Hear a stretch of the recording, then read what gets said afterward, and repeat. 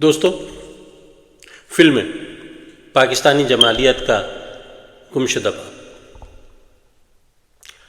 داستان گوئی کی جدید ترین شکل فلم ہے۔ داستان سنانا انسانی فطرت ہے۔ کہانی سنانے کے اس جدید تصور کا آغاز ہوئے بھی اب 1 صدی سے زیادہ کا عرصہ ہو چکا ہے، اور جو سائنسی ایجادات ہماری زندگی کا حصہ بنی ہیں، فلمیں بھی اسی طرح سے ترقی کرتی چلی گئیں۔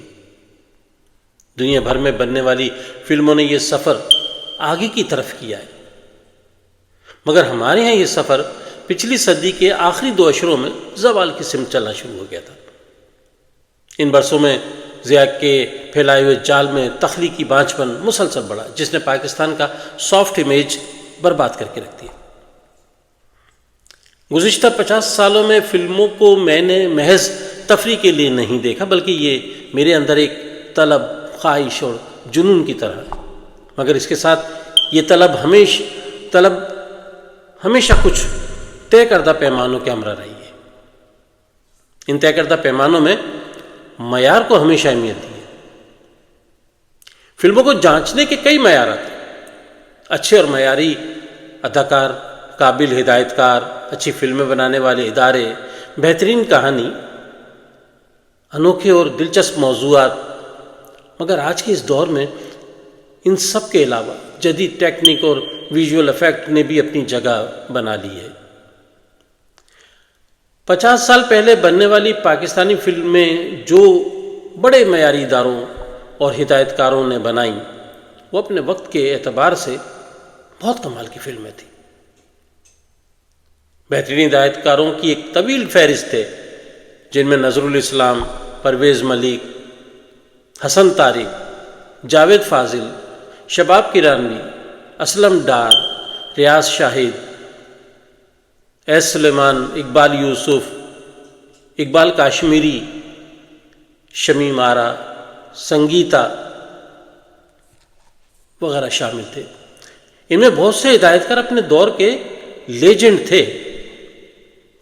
اگر ان کے تجربے اور مہارت کا تسلسل جاری رہتا تو پاکستان کی فلمی تاریخ بہت مختلف ہوتی، مگر افسوس 1977 کے ضیائی دور کے آغاز میں ہی پاکستان کو فن و ثقافت، ادب اور کلچر کے محاذوں پر پیچھے دھکیل دیا گیا۔ تخلیق کار سے اس کی آزادی چھین لی گئی۔ صدیوں سے ناٹک پیش کرنے کے اصولوں میں سے ایک اصول یہ رہا ہے کہ کردار کو اس کی پوری جمالیات اور خد و خال کے اور کہانی کے مطابق پیش کیا جائے، مگر ضیاء کی بنائی ہوئی وزارت اطلاعات و نشریات نے ایسے تماشے کیے کہ تخلیق کاروں کا قلم رک گیا۔ ہدایت کاروں کے ذہن میں ابھرتے نتنے خاک کے ماند پڑنے لگے۔ یہاں نئی نسل کی آگاہی کے لیے چند اشارے دینا بہت ضروری ہے، تاکہ وہ سمجھ سکیں کہ ایسا کیا ہوا تھا کہ فنی و ثقافتی زوال شروع ہو گیا۔ مثلا ہیرو ہیروئن کو ایک دوسرے کا ہاتھ پکڑنے کی اجازت نہیں تھی، پوری فلم میں وہ ایک دوسرے کے قریب نہیں آ سکتے تھے، عورتوں کا جسم مکمل طور پر ڈھکا ہوا ہونا چاہیے، حتیٰ کہ کلب ڈانسر کو بھی دکھانا ہے تو اس کی ٹانگیں ننگی نہیں ہو سکتی۔ کہانی میں آزادی، اشتراکی نظریات، انقلاب، آمریت، جمہوریت، ان تمام کو موضوع نہیں بنایا جا سکتا تھا۔ ٹی وی پر تو یہاں تک ہوا کہ عورت کو دوپٹہ اڑا دیا گیا۔ اس طرح کہانی لکھنے والے کا ہاتھ بھی رکا، اس کے پاس سے موضوعات کا تنوع بھی کم ہوا، اور دوسری طرف فلم کا ہدایت کار بھی خود کو بندشوں میں جکڑا ہوا محسوس کرنے لگا۔ تنوع اور جمالیات کی اس کمی نے فلم جیسے خوبصورت جمالیاتی شعبے کو کمزور کر کے رکھ دیا۔ یہاں کچھ اور گزارشات یا تلخ حقائق کا ذکر کرنے سے پہلے ایک بات پورے یقین سے کہنا چاہوں گا کہ میں اپنی سوچ اور فکر میں کھلے دل، احترام اور مختلف زبانوں، ثقافتوں سے محبت کرنے والا فرد ہوں، مگر یہ حقیقت ہے کہ ہر طرح کے زوال کے کئی طرح کے اسباب ہوتے ہیں جن میں بیشتر تلخ ہوتے ہیں، مگر کیا کیا جائے کہ ہوتے ہیں۔ اچانک انہی دنوں فلموں کی ایک نئی ڈگر نے جنم لیا، یہ بغیر کہانی، ہدایت کاری اور فنی اداکاری کے بغیر بننے والی پنجابی فلمیں تھیں۔ پاکستانی سینما کو 3 سرکٹوں میں تقسیم کیا جاتا ہے: سندھ سرکٹ، پنجاب سرکٹ اور پشتون سرکٹ۔ پہلے تینوں سرکٹوں میں اردو فلمیں بڑے شوق سے دیکھی جاتی تھیں، مگر جب پنجابی کی غیر تخلیقی فلموں کی بھیڑ چال کا دور شروع ہوا تو پنجاب، جو کہ سب سے بڑا سرکٹ تھا، ان غیر معیاری فلموں سے بھرتا چلا گیا۔ اب ایک اہم سوال یہ پیدا ہوتا ہے کہ اگر وہ فلمیں غیر معیاری تھیں تو پھر سینما میں چلتی کیسے تھیں؟ ان کی لاگت کیسے نکلتی تھی؟ یہ ایک طویل اور مکمل موضوع ہے جس کی جزیات پر بات کیے بنا ہم اس خرابی کو سمجھ نہیں سکیں گے۔ ایک اچھی فلم بنانے کے لیے ہر طرح کے معیار کا خیال رکھا جاتا ہے، اور ہر طرح کا معیار پیدا کرنے کے لیے سرمایہ لگانا پڑتا ہے۔ اچھا کہانی کار، ہدایت کار، بہترین اداکار، ٹیکنیشینز، سنگر، خوبصورت لوکیشن، حتیٰ کہ وہ فلم کی ریل جس پر فلم ریکارڈ ہو کر چلائی جاتی ہے وہ بھی معیاری درکار ہوتی ہے۔ اس کو بہت آسانی سے سمجھا جا سکتا ہے، اس بات کو بہت آسانی سے سمجھا جا سکتا ہے کہ ہندوستان یا ہالی ووڈ کی 1950 کی دہائی کی بنی ہوئی فلمیں، ان کے پرنٹ آج بھی کہیں چلتے ہوئے دکھائی دیتے ہیں تو ان پر اپنے رنگ اور ان کے شارپ خد و خال کے ساتھ وہ چل رہی ہوتی ہیں، مگر پاکستان کی 70-80 کی دہائی کی فلمیں بھی اگر دیکھیں تو بری طرح سے کٹی پھٹی نظر آتی ہیں، ان کے پرنٹ گدلے اور بجھے سے دکھائی دیتے۔ اس پر ستم یہ کہ ان پنجابی فلموں کے تو شاید اب پرنٹ بھی نہ ہوں گے، کیونکہ ان میں استعمال ہونے والا میٹیریل نہایت غیر معیاری ہوتا تھا۔ ان فلموں کے ہدایت کار غیر تعلیم یافتہ اور ناتجربہ کار تھے۔ ہر فلم کی کہانی کسی غنڈے یا بدماش کے گرد گھومتی تھی جو کہ اکثر دیہاتی ہوتا تھا، لہٰذا کسی اچھی لوکیشن پر جانے کی ضرورت ہی نہیں پڑتی تھی۔ ایسے میں سینما ہال کو تماش بینوں سے بھرنے کے 2 نسخے ان کے پاس تھے، ایک بیہودہ گانے اور دوسرا سلطان رائی۔ میں جانتا ہوں کہ میں یہاں سلطان رائی کے بارے میں جو کچھ بھی کہوں گا وہ بات بہت سے پڑھنے والوں کو اور سننے والوں کو پسند نہیں آئے گی، مگر یہ حقیقت ہے کہ پاکستان کی فلم انڈسٹری کو برباد کرنے والوں میں ایک وہ بھی تھا۔ ایک سال میں 20 فلمیں دینے والا اداکار بھلا کیا ڈیلیور کر سکتا ہے؟ اس کی بیشتر فلموں میں گیٹ اپ، لباس، کردار ایک جیسے۔ ایک فلم کے سیٹ سے دوسری فلم کے سیٹ پر جانے میں اسے کچھ نہیں کرنا پڑتا تھا، اسی پرانے حلیے میں کسی اور جا کر سیدھا کھڑا ہو جانا۔ جب فلموں میں یہ تبدیلیاں آ رہی تھیں تو دھیرے دھیرے فلم ساز بھی تبدیل ہو رہے تھے۔ معمولی سے سرمایے سے فلم بنانے کا چسکا ایسا شروع ہوا کہ بعض صحافیوں نے یہ تک لکھا کہ دودھ دہی بیچنے والے بھی فلم ساز بن گئے، اور ایسے ہی ہدایت کاروں کی کھیپ بھی آ گئی جو معمولی سا پڑھ لکھے بھی نہیں تھے۔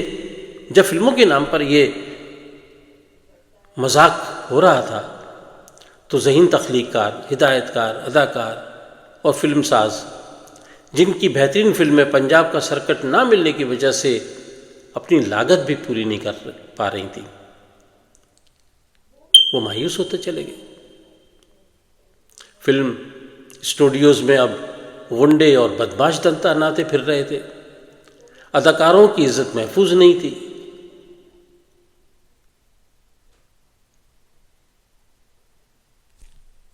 ایسے بہت سارے واقعات اس زمانے میں ہم اخبارات کے ذریعے سے پڑھتے رہے ہیں۔ یہی وہ دور تھا جب سینما ہال میں مجمع اکٹھا کرنے کی غرض سے فلم کے درمیان میں بیہودہ ٹکڑے دکھانے کا رواج بھی پڑا۔ اب فلم بین کے لیے یہ اہم نہیں رہا کہ فلم کیسی ہے، اسے تو درمیان میں حاصل ہونے والی چند منٹوں کی لذت سے غرض تھی۔ اس طرح فلم اپنی لاگت پوری کر لیا کرتی تھی۔ نظر الاسلام جیسے ہدایت کار، قابل ترین ہدایت کار، جنہوں نے آئینہ، بندش، عنبر، نہیں ابھی نہیں، زندگی، حقیقت جیسی فلمیں اور بہترین اور کامیاب فلمیں بنائی ہیں، وہ فلموں سے کنارہ کش ہو کر چلے گئے۔ نظر الاسلام اگر بمبئی میں ہوتے تو ان کا قد یش چوپڑا سے کسی طرح کم نہ ہوتا۔ پرویز ملک، جن کے کریڈٹ پر لاتعداد اور ایوارڈ یافتہ فلمیں مثلاً قربانی، مہربانی، پہچان، تلاش، ارمان، ہلچل، کامیابی، ہم دونوں، وہ بھی اپنی تخلیقی صلاحیتوں کے باوجود گوشہ گمنامی میں چلے گئے۔ حسن طارق، جن کے کریڈٹ پر امراؤ جان ادا، سنگ دل، انجمن، بہشت، بہار و پھول برساؤ، تہذیب، ایک گناہ اور صحیح جیسی کامیاب اور یاد رہ جانے والی فلموں کی طویل فہرست ہے،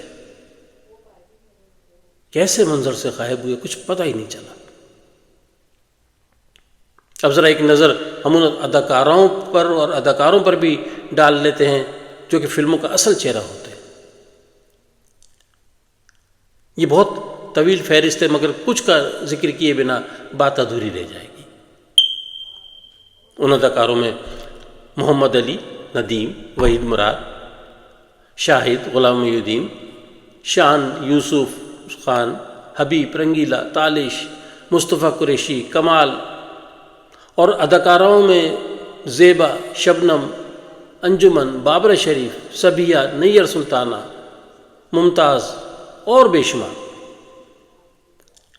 جب ان فنکاروں کو کام ملنا بند ہو گیا تب یا تو انہیں گھر بیٹھنا پڑا یا پھر اپنی بقا کے لیے انہوں نے ٹی وی ڈراموں کا رخ کیا۔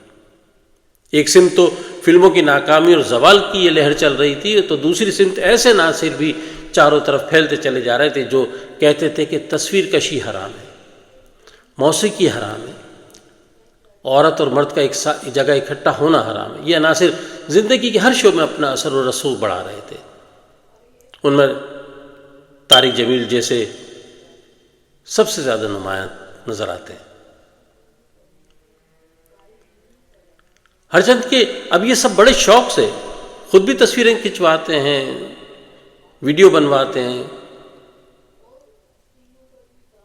ٹی وی پر آ کے بیٹھتے ہیں، اور اب تو بعض کے اپنے چینل بھی چل رہے ہیں، مگر 30 سال پہلے یہ سب کچھ اور ہی کہہ رہے تھے۔ انہوں نے اپنی تقریروں، کیسٹوں اور دیگر تبلیغی اجتماعات کے ذریعے ہماری زندگیوں میں سے تفریح کو کاٹ کر الگ کر دیا تھا۔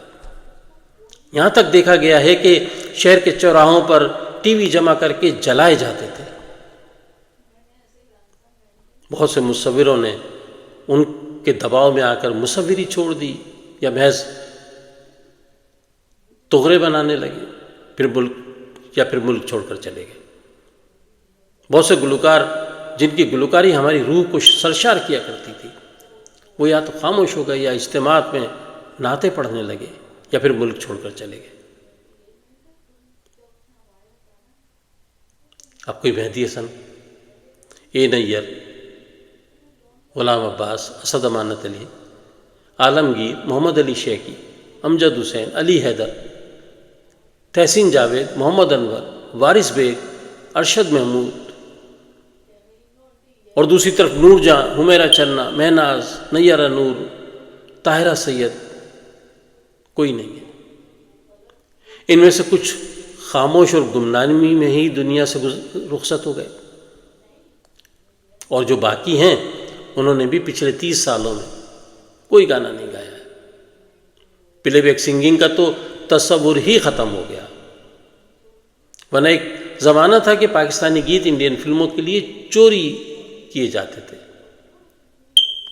70 کی دہائی میں کراچی کی فلم اسٹوڈیو ویران ہونا شروع ہوئے تو اردو پنجابی فلموں کا مرکز لاہور بن گیا تھا، مگر افسوس کہ 90 کی دہائی کے آتے آتے لاہور کے فلم اسٹوڈیو بھی اجڑتے چلے گئے، ہزاروں لوگوں کا روزگار بند ہو گیا۔ ایک زمانے تک اخبارات اور رسائل میں ایسے غریب ٹیکنیشینز کا ذکر ہوتا تھا جو بے روزگاری کا عذاب جھیل رہے تھے۔ پاکستانی فلمی صنعت کیسے برباد ہوئی اس کو یوں بھی سمجھا جا سکتا ہے کہ 25-30 سال پہلے کا ایک اخباری انٹرویو مجھے یاد آ رہا ہے۔ یہ ہدایت کار سید نور کا انٹرویو تھا۔ ان سے صحافی نے سوال کیا کہ آپ کی کتنی فلمیں زیر تکمیل ہیں؟ تو انہوں نے جواب دیا کہ میری اس وقت 22 فلمیں زیر تکمیل ہیں۔ آپ پاکستانی فلموں کے زوال کا اندازہ ان کے جواب کو سامنے رکھ کر بڑی آسانی سے لگا سکتے ہیں۔ ایک ہدایت کار بیک وقت 22 فلمیں کیسے بنا سکتا ہے؟ کیسے وہ ان میں بنیادی خیال کے فرق اور تخلیقی تنوع کو پیدا کرتے ہوئے کرداروں، منظرنامے، مکالموں اور مزاج میں فرق لائے گا؟ کیسے ان کی کہانیوں کو ایک دوسرے سے مختلف اور منفرد رکھے گا؟ اگر محض فلم ریل کے ڈبے ہی بھرنے ہوں تو پھر تو کوئی مشکل کام نہیں ہے۔ اس تذکرے نے مجھے عمر شریف کا بیان کردہ ایک لطیفہ یاد دلا دیا کہ سلطان راہی کی تمام فلموں کے چھوٹے چھوٹے ٹکڑے کر کے انہیں مکس کر دیں اور پھر انہیں مجوزہ 13 ریلوں میں جوڑ کر تیار کر لیں اور کسی بھی فلم کا کوئی بھی نام اٹھا کر ان ڈبوں پر چسپاں کر دیں، کوئی فرق نہیں پڑے گا۔ اور یہ بات سچ بھی ہے۔ جب ہم آئینہ بولتے ہیں تو ہم فوراً سمجھ جاتے ہیں کہ ہم کس فلم کی بات کر رہے ہیں۔ جب ہم اندھاتا، زندگی، جب جب پھول کھلے، نوکر وٹیدہ، یوسف خان شیربانو یا کم از کم مولا جٹ بھی بولتے ہیں تو ہمیں پتہ ہوتا ہے کہ ہم کس فلم کا ذکر کر رہے ہیں۔ مگر کہ ہم بتا سکتے ہیں کہ گجر دا کھڑاک، جٹ دا کھڑاک، گجر ڈاکو، وحشی گجر وغیرہ وغیرہ کون سی فلمیں ہیں؟ ان کے اداکار اور ہدایت کار کون ہیں؟ کچھ بھی نہیں معلوم۔ ان میں سے کوئی بھی بات یاد رکھے جانے کے قابل نہیں ہے۔ وہ تلخ حقیقت ہے جس پر اب بھی بات نہیں کی جا رہی ہے۔ 100 سال کا سفر طے کرنے کے بعد اب نئی صدی میں فلمیں اب ایک جدید اور بہت اثر انگیز میڈیم کا درجہ اختیار کر چکی ہیں۔ دنیا بھر کا سینما بہت آگے جا چکا ہے۔ سوچنے اور تخلیق کرنے کی آزادی جس میں سرمایہ کی فراوانی بھی اہم کردار ادا کرتی ہے۔ اس چیز نے بعض تخلیق کاروں سے شاہکار بنوا ڈالے ہیں۔ وہ زندگی کے ہر مسئلے اور فرد کے خارج، باطن اور وجود سے جڑی ہوئی ہر کشمکش کو موضوع بنا رہے ہیں۔ ایسی فلمیں محض تفریح فراہم نہیں کرتی بلکہ موضوعات اور آگہی کا سبب بھی بنتی ہیں۔ پاکستان میں فلموں کا سفر جاری رہتا تو ہم بھی دنیا میں کہیں نہ کہیں ضرور موجود ہوتے ہیں، مگر چونکہ پلیٹ فارم ہی اجاڑ کر رکھ دیا گیا تو پھر وہ لہر ہی پیدا نہ ہو سکی جس کی ہمیں ضرورت تھی۔ اب طریقے ان سالوں میں کچھ تخلیق کار سامنے آئے اور انہوں نے اچھے موضوعات پر فلمیں تخلیق بھی کی ہیں۔ ان کی فلموں سے یہ خیال بھی پیدا ہوا تھا کہ شاید اب فلم انڈسٹری دوبارہ ریوائیو کر جائے گی، مگر افسوس ان اکا دکا انفرادی کوششوں سے کوئی خاص فرق نہیں پڑا۔ ان میں بہت نمایاں مثال شعیب منصور کی خدا کے لیے، بول، بلال لاشاری کی مولا جٹ اور سعید رضوی کی سرکٹا انسان، شانی وغیرہ ہے۔ آج تفریح کے لیے مختلف چینلوں پر بننے والے ڈرامے موجود ہیں، مگر وہ فلموں کا نیم البدل نہیں ہے۔ کئی ڈرامہ تخلیق کاروں نے فلمیں بنانے کی کوشش بھی کی، مگر وہ فلم کے چست اسکرپٹ، ایڈیٹنگ، متحرک کیمرہ ورک اور تیزی سے بدلتی منظر نگاری کو سمجھے بغیر فلم بنانے لگے تھے، لہٰذا ان کی فلموں نے کوئی خاص اثر نہیں چھوڑا۔ دنیا بھر میں پہلے ہی فلم کا میڈیم بہت آگے جا چکا ہے۔ آج کی جدید سہولتوں سے مزین دنیا میں صرف صارف کی انگلی کی ٹپ پر عالمی فلمیں موجود ہیں، اسے دیکھنے کے لیے پہلے ہی ان گنت اور شاندار مواد اسے دستیاب ہے۔ فلموں کو بڑھاوا دینے میں اور بھی بہت سے عوامل ہوتے ہیں، ان کے کردار کو بنا کر کے ہم فلم کو ناظر تک نہیں پہنچا سکتے۔ اس میں فلمی گانوں کی نشریات کا بھی بہت بڑا دخل رہتا ہے۔ اچھا میوزک ہمیں اپنی طرف کھینچتا ہے۔ ہماری بدقسمتی ہے کہ ہماری فلموں کے گیتوں، اداکاروں اور ہدایت کاروں کا کوئی آرکائیو ریکارڈ نہیں ہے۔ یوٹیوب پر اگر تلاش کریں تو ان میں بہت کم مواد دستیاب ہوتا ہے، اور جو کچھ موجود ہے اس میں بھی بیشتر غیر معیاری اور کٹا پھٹا ہے۔ IMDb فلموں کی مکمل معلومات کا ایک بہت بڑا پلیٹ فارم ہے، مگر بہت سی پاکستانی فلموں کے بارے میں وہاں مواد ہی نہیں ہے۔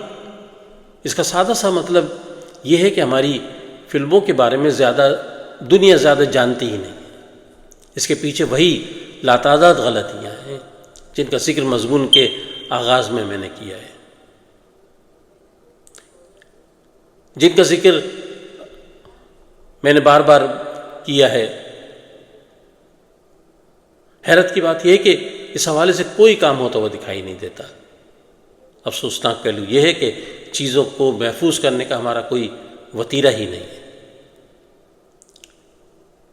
وہ عمارتیں ہوں، نایاب کتابیں ہوں، پرانے مخطوطات ہوں، گیت ہوں، فلمیں ہوں، مجسمے ہوں یا آثار، ہر شے دھیرے دھیرے بوسیدہ ہو کر مٹتی چلی جا رہی ہے، مگر ہمارے کرتا دھرتاؤں کو ذرا بھی احساس نہیں ہے۔ بہت بہت شکریہ۔